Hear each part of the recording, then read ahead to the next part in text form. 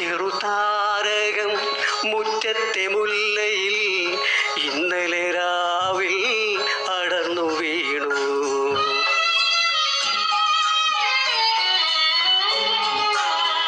ഒരു ചെറുതാരകം മുറ്റത്തെ മുല്ലയിൽ ഇന്നലെ രാവിൽ അടർന്നു വീണു.